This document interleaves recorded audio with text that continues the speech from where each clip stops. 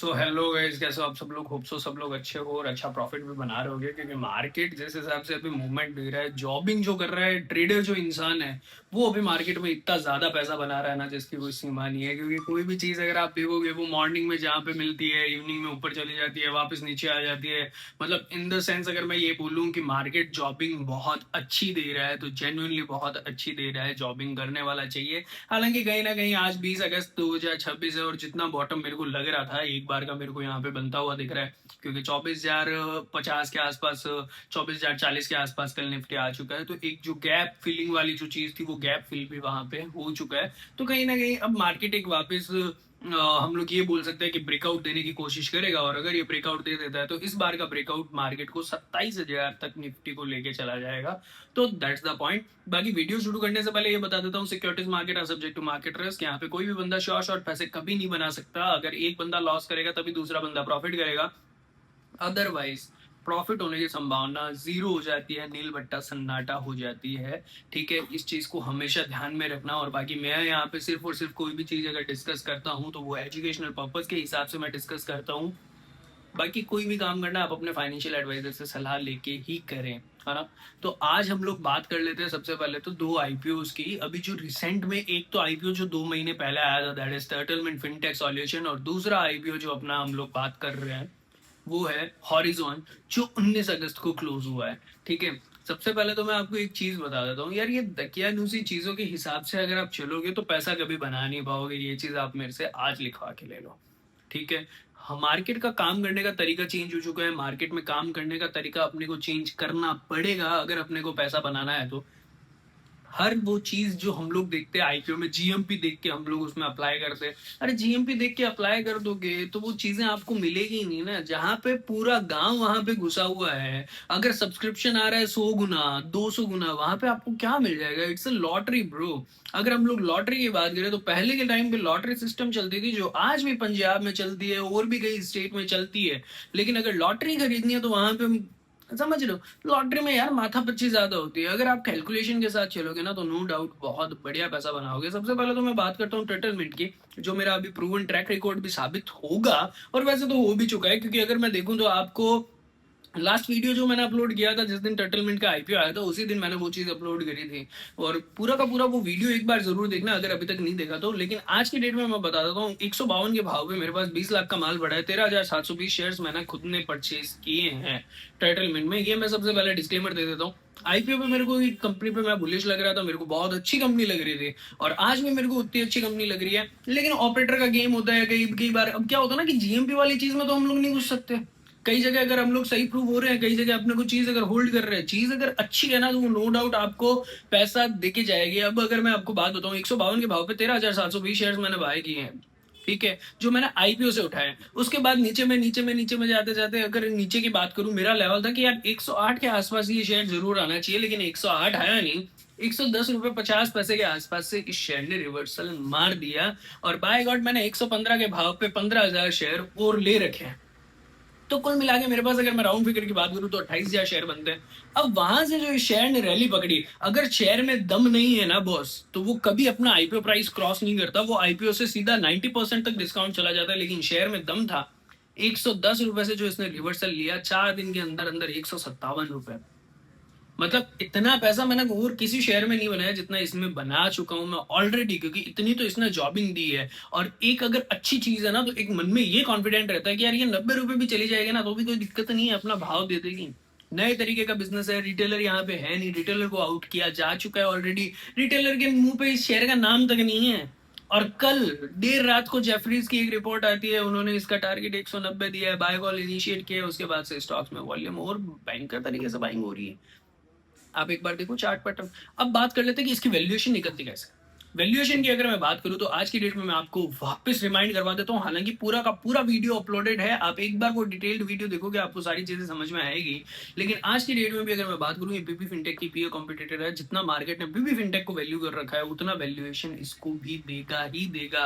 आज नहीं तो कल देगा। ये चीज का कॉन्फिडेंस आपके अंदर होना चाहिए। कंपनी बुरी नहीं है, कंपनी आज की डेट में सबसे बड़ी कंपनी है, हर एक पिन कोड को कवर करके रखी है। और इसकी मार्केट कैपिटलाइजेशन अभी के हिसाब से अगर देखो कि 4,500 करोड़ ओनली। अब चलते पीवी फिनटेक। पीवी फिनटेक जब लॉस मेकिंग थी 2023 में, PV fintech loss making company थी। और उस वक्त जब 2021 में इसका आईपीओ आया था, सबसे पहले आईपीओ आया था 900 रुपए के आसपास। 900 रुपए से वो आईपीओ प्राइस डाउन जाते जाते जाते जाते 300 रुपए तक आ गया था। 300 रुपए से वो वापस जब स्टॉक ने रैली पकड़ी, 2200 रुपए उसके भाव चले गए थे। लेकिन अगर मैं बात करूं 2023 में, जब इसके क्वार्टरली रिजल्ट्स, उस वक्त लॉस मेकिंग कंपनी थी और लॉस में ही इसके क्वार्टरली रिजल्ट्स आ रहे थे, तो उस समय की अगर मैं बात करूं, उस समय भी मार्केट ने कंपनी को प्राइस टू सेल्स रेशियो 12 का दे रखा था।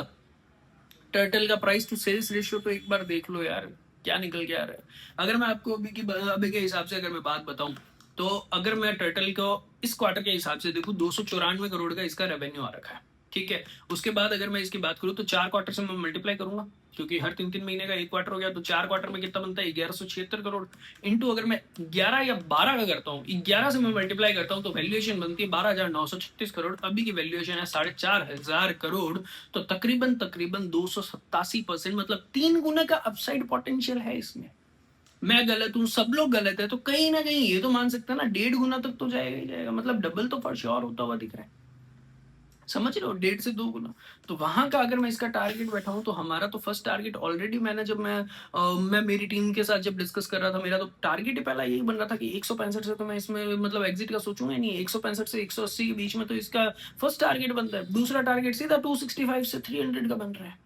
समझ में आ रही है चीज। तो चीजें वैल्यूएशन के वाइज अगर देखोगे, तो फॉर श्योर है कि आप उसमें पैसा बनाओगे। और जीएमपी का देख के अगर करोगे, तो पैसा तो नहीं बनने वाला मेरी जान, कभी नहीं बनेगा। ये चीज आप मेरे से आज लिखवा के ले लो, क्योंकि ऐसे ऐसे आईपीओ मैंने यहाँ पे देखे हैं जिनमें कुछ नहीं है।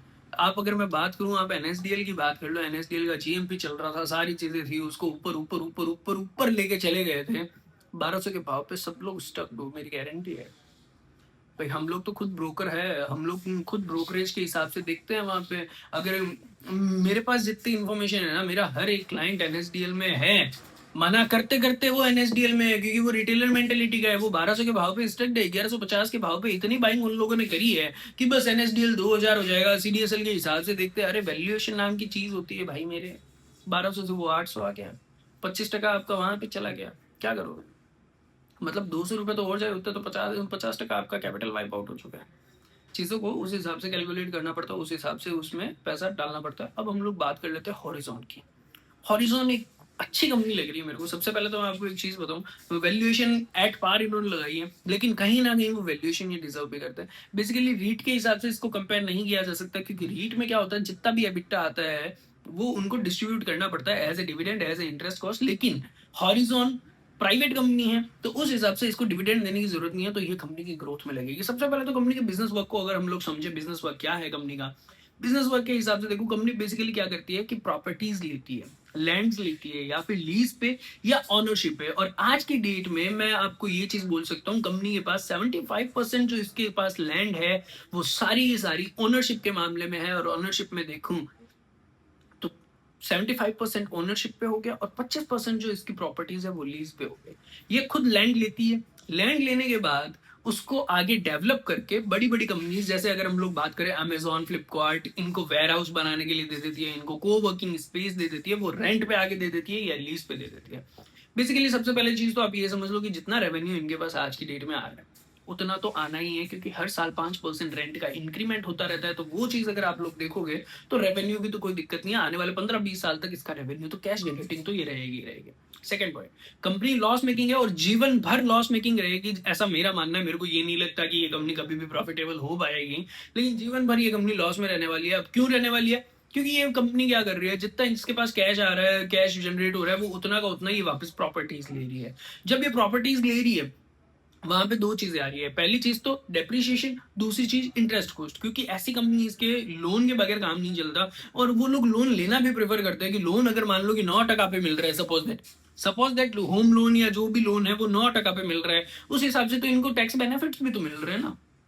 समझ रहे हो। तो वो वहां पे लोन इनका चलेगा, इंटरेस्ट वहां से आएगा, डेप्रिसिएशन एक नॉन कैश एक्सपेंडिचर है, तो वो वहां भी आएगा। लेकिन कैश जनरेट ये लाइफ टाइम करती रहेगी, और इतना कैश जनरेट करती रहेगी जिसकी कोई लिमिट नहीं है। हर साल इसका रेवेन्यू बढ़ना ही जाना है, और कोई इसका ऐसा एक्स्ट्रा ऑर्डिनरी खर्चा है नहीं। एबिटा मार्जिन इसका 80% के आसपास है, जो बहुत बढ़िया मानता हूं मैं, बहुत ज्यादा बढ़िया मानता हूं एबिटा मार्जिन 80% का होना। तो वहां पे अगर मैं देखूं तो यहाँ से कंपनी समझ में आ रही है। अब रही बात वैल्यूएशन की, वैल्यूएशन अगर मैं आपको इसकी एक चीज बताऊं, पी रेशियो से तो इसका वैल्यूएशन हो नहीं पाएगा, क्योंकि अर्निंग है ही नहीं, तो पी रेशियो से आप वैल्यू नहीं कर पाओगे। दूसरी चीज, आप इसको पीवी रेशियो से भी वैल्यू नहीं कर पाओगे। पीवी रेशियो से आप इसको इसलिए नहीं वैल्यू कर पाओगे, जैसे मान लो कि एक एग्जांपल देता हूँ, राधा कृष्ण जी दमानी है, डीमार्ट है। डीमार्ट क्या करता है? डीमार्ट सबसे पहले तो शहर के बहुत आउटसाइड, बहुत ज्यादा आउटसाइड, बहुत सस्ती वैल्यूएशन पे बहुत सस्ती जमीन खरीदता है, वहां पे अपना खुद का मॉल बनाता है। उसके बाद उस जमीन की वैल्यू बहुत भयंकर तरीके से बढ़ जाती है। सेम यहाँ पे ये चीज है कि इन्होंने क्या किया, शहर से आउटसाइड पे बहुत बड़ी लैंड एक्वायर करी। वो लैंड जैसे ही एक्वायर करते हैं, वो कोड़ियों के भाव पे एक्वायर करते हैं, लेकिन वहां पे जैसे ही अगर अमेजोन, फ्लिपकार्ट वैसी कंपनीज अगर वहां पे आ जाती है, तो उसकी वैल्यूएशन 10x बढ़ जाती है। समझ रहे हो? तो अब ये अकाउंटिंग किस हिसाब से करते हैं? फाइनेंशियल्स पे, बुक्स पे तो कॉस्ट पे ही बिल्डिंग रिकॉग्नाइज करते हैं, कॉस्ट पे ही लैंड रिकॉग्नाइज करते हैं, उसकी एग्जैक्ट वैल्यूएशन। समझ रहे हो? तो पीवी रेशियो से भी आप इसको वैल्यू नहीं कर पाओगे। हालांकि इस कंपनी ने जो पीवी रेशियो अपना रखा है, वो रखा है 2 का। 2 के पीवी रेशियो पे ये कंपनी मेरे को इतनी ज्यादा सस्ती लगती है, क्योंकि जो लैंड की वैल्यूएशन है यार, वो हर साल आप ये मान के चलो कम से कम 15 से 17% इंक्रीमेंट देती है। और ऐसी कंपनीज और ऐसी लोकेशन तो बहुत ज्यादा वैल्यू अप्रिशिएट करती है उस चीज का। लैंड की वैल्यू है, अगर वो उसको आज बेचने जाए तो उसकी वैल्यू, उस चीज की वैल्यूएशन अगर मैं देखूं और मार्केट वैल्यू अगर मैं करके देखूं, तो पीवी रेशियो बनता है कि कहीं ना कहीं 0.80 का। अगर 0.80 का पीवी रेशियो बनता है और 1 तक जाते जाते कम से कम 25% का अपसाइड बनता है, सिर्फ और सिर्फ पीवी रेशियो के हिसाब से 1:1 की। आज अगर कंपनी बिक जाए, तो हर एक शेयर होल्डर के हिसाब से उसके पास कितना पैसा जाएगा। अगर शेयर का भाव 60 रुपए है, तो उसके पास 80 रुपए तो सिर्फ बुक वैल्यू के हिसाब से आने वाले हैं।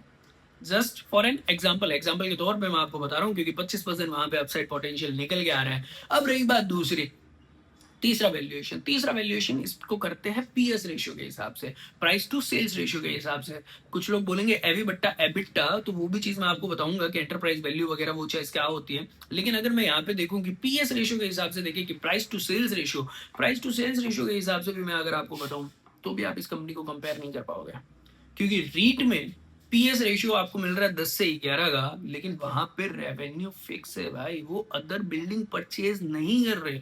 ये कंपनी क्या कर रही है, इसकी already 7 lakh square metre something उतना एरिया ऑलरेडी कंस्ट्रक्शन में चल रहा है, जो जैसे ही वर्किंग में आएगा 1800 करोड़ का रेवेन्यू सीधा का सीधा जंप है रेंट पे। इनकी 93% ऑक्यूपेंसी रेट है। मतलब अगर 100 इनकी दुकानें भाड़े के लिए इन्होंने रख रखी है ना, तो 93 दुकानें ऑलरेडी इन्होंने रेंट पे दे रखी है। तो बेसिकली वैल्यूएशन वाइज कहीं ना कहीं इन्होंने थोड़ा बहुत क्रीम छोड़ रखा है। और पर्सनली मैं आपको अगेन डिस्क्लेमर दे देता हूँ, I clearly applied 2 big HNIs in horizon. 1 big HNI तो देखो, मैं थोड़ा सा रिस्क मैनेजमेंट के हिसाब से बता रहा हूँ। सिंगल big HNI मैंने जब लगाई थी, उस वक्त 1 रुपए का भाव ग्रे मार्केट पे चल रहा था, तो 16,750 शेयर मैंने ग्रे मार्केट में शॉर्ट किए हैं। अपना उस वक्त यही मानना था कि 16,750 शेयर अपने को मिल जाएंगे, तो 1 रुपए के हिसाब से अगर बेच देते 10 लाख का 16,000, अपना 1.5 रुपया सैकड़ा ब्याज कट गया, बाकी ऐसे सी करो दुनियादारी, अपने को मतलब नहीं है।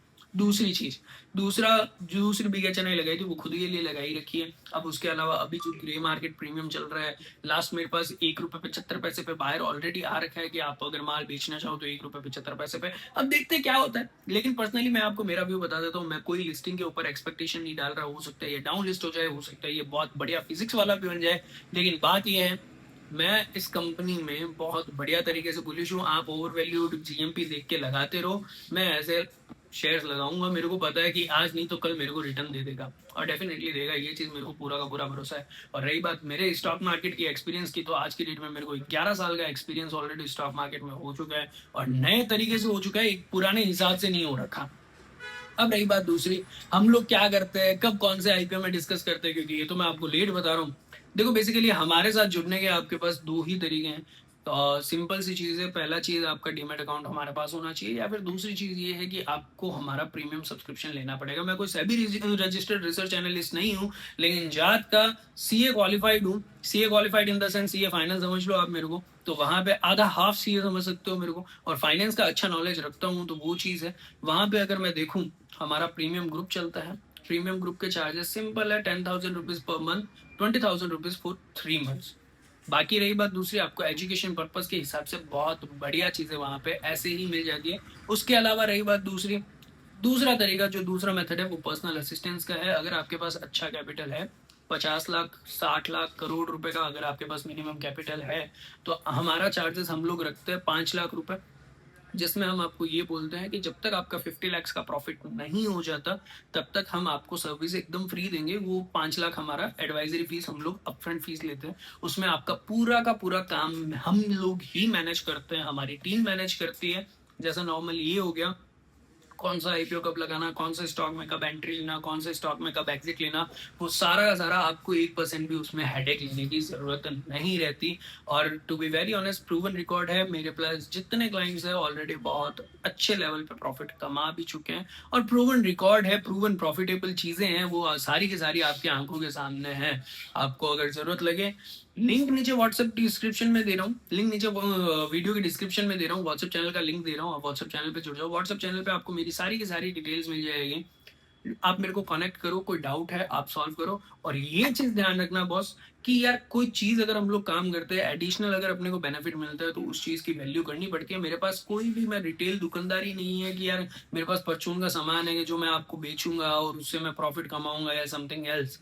मानता हूँ मेरा 1 रुपए का भी खर्च नहीं लगता, लेकिन जो इतने टाइम की जो मेहनत है, इतने टाइम की जो मेहनत है, इतना जो मैंने टाइम दे रखा, और अगर आपको एडिशनल बेनिफिट मिल रहा है, तो आपको मेरी कमाई नहीं दुखनी चाहिए। बात वो है।